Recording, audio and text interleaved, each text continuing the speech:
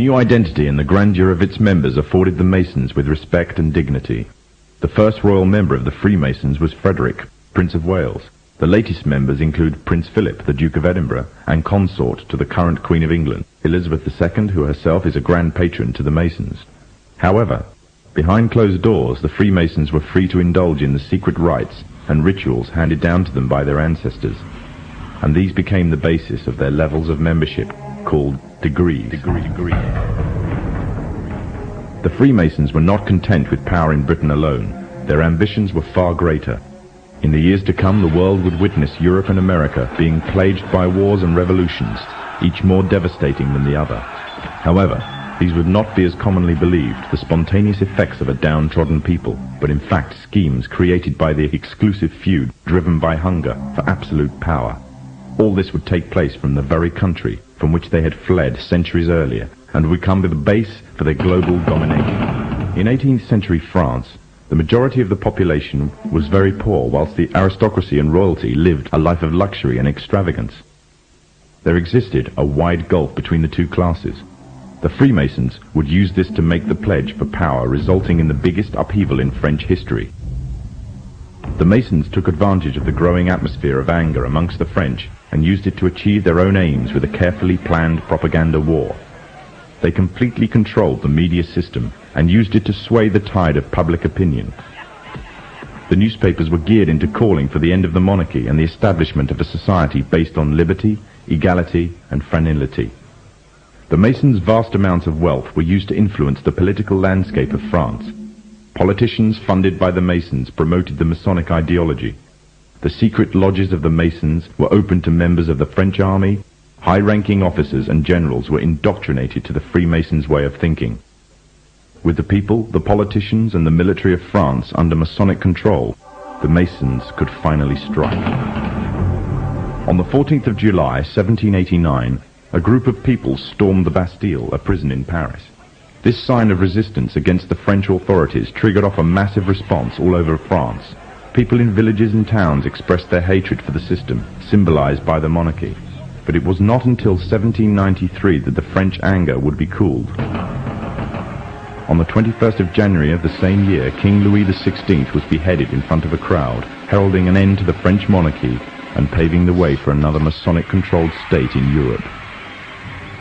With the monarchy gone, it seemed as if nothing stood between the Masons and complete control of France. However, what took place would leave the Freemasons in a serious dilemma, and what was to come next was not exactly in accordance with the Masonic plan. A young soldier by the name of Napoleon Bonaparte was about to lead France into a bloody war with Europe, and instead of dancing to the Masonic tune, Napoleon declared himself the Emperor of France. Napoleon was forced to abdicate from his throne in 1814 and was exiled to the island of Corsica. However, in 1815, Napoleon arrived in Paris again, raising a new army ready for a fresh war in Europe. The Masons had a big problem on their hands. Britain and her Masonic allies could not afford to maintain a long-term war against Napoleon without risking bankruptcy. Help came from an unlikely source. Nathan Rothschild was the head of a leading banking family, but because of their status as Jews, they were forced to work from the shadows of others.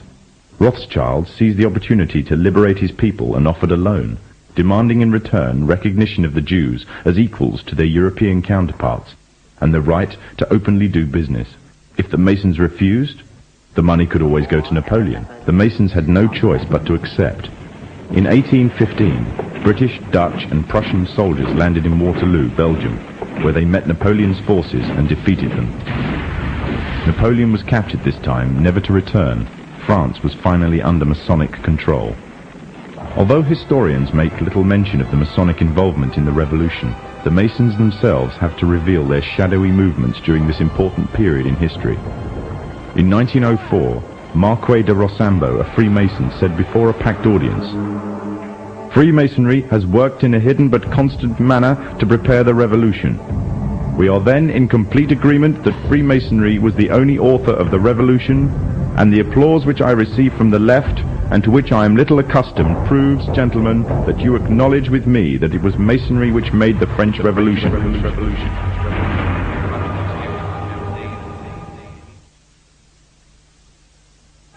When the so-called founding fathers of America landed on Plymouth Rock, Not only did they bring with them disfranchised people, they also brought the Freemasonic elements of Europe.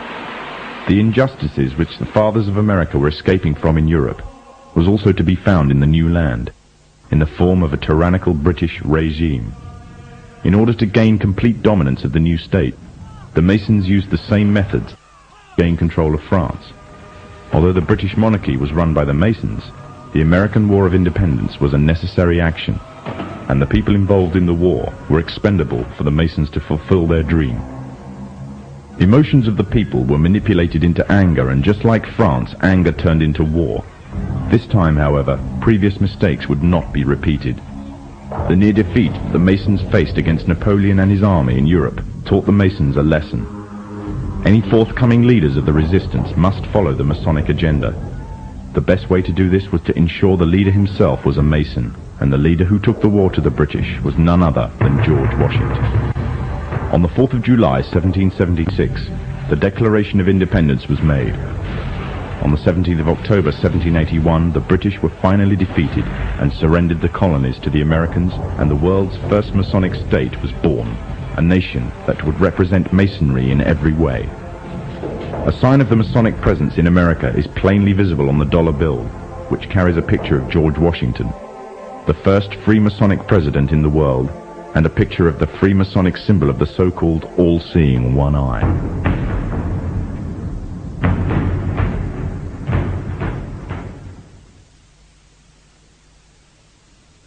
Historically, the control and manipulation of political opinion has been the Freemasons' main weapon in gaining control of countries and states.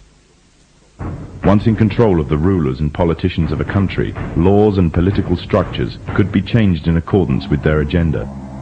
However, since restricting the body does not necessarily mean restricting the mind, the Freemason recognizes that their plan for a global government hinges completely on subduing the masses to their agenda, and thus eliminating opposition to their cause. And the greatest threat to their plan, posing more danger than any army or law, is the threat of a free-thinking mind. In order to eliminate this threat and to achieve their objective, the Masons have set about the boldest plan ever devised: the complete control of every aspect of human life, your life. And the weapons they are using against you are in your very homes, entertaining you and your children, and gradually indoctrinating you without you even realizing. In today's society, people are spending more and more time engaged with modern media. Television, cinema, computer games, the internet, popular fiction and popular music are an integral part of our lives. Yet these provide a vast expanse on information, which you are taking, either consciously or subconsciously, into your mind. Information on society ranging from ideals and morals, and the difference between right and wrong, to the way societies and economies should be structured, is passed before you every single day. These media play a significant role in providing the basis for determining an individual's view of the world and everything that exists. Thus, any one group in complete control of this information placed on these media will in effect have the power to indoctrinate practically the entire populace of the world to their way of thinking. And it is this fact that Freemasons are exploiting. The Masons are using the entertainment industry in particular to condition people to their way of thinking, either openly or subliminally. The methods they use vary, but the goal is the same: to impose their beliefs, their ideology and their objectives on you in such a way that you begin to think of them as your own. Evidence of their presence within popular entertainment is widespread. Masonic involvement in the industry is not a new thing. Hailed as one of history's great composers, Wolfgang Amadeus Mozart, a Freemason himself, composed a symphony, which was an open display of Freemasonry. The symphony is based on a story taken from Egyptian mythology of Isis and Osiris. The pagan rites of ancient Egyptian mythology form, through the Kabbalah, one of the fundamental aspects of Freemasonry. It is from these same pagan origins of Egypt that the symbol of the one eye stems. The entire entertainment world is rife with evidence of the Freemasons' presence. Openly or subliminally, their agenda and beliefs and ideals are propagated from big